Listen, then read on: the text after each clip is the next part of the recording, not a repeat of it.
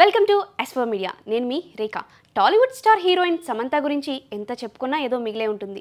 అందం, అభినయంతో అతి తక్కువ కాలంలోనే స్టార్ ఇమేజ్ అందుకోవడంతో పాటు స్టార్ హీరోల సరసన నటించి ఆడియన్స్ మనసు దోచుకుంది. గత 2 ఏళ్లు సినిమాలు తక్కువ చేసింది.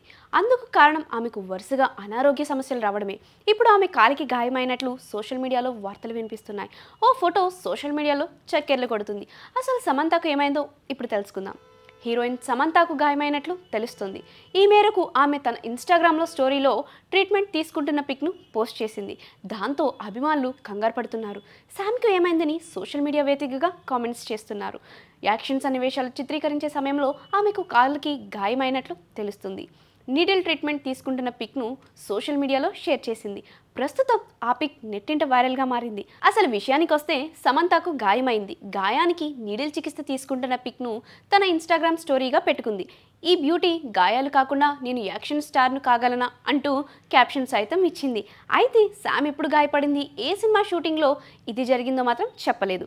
ఇక శామ్ ట్రీట్మెంట్ వైరల్గా మారడంతో అభిమానులు, నెటిజన్లు త్వరగా గాయం నుంచి కోలుకోవాలని సోషల్ మీడియా వేదికగా కోరుకుంటున్నారు. ఇక కెరీర్ విషయానికి వస్తే రాజన్ డీకే డైరెక్షన్లో రూపొందుతున్న సిటాడెల్ హనీ బన్నీలో నటిస్తుంది సమంత.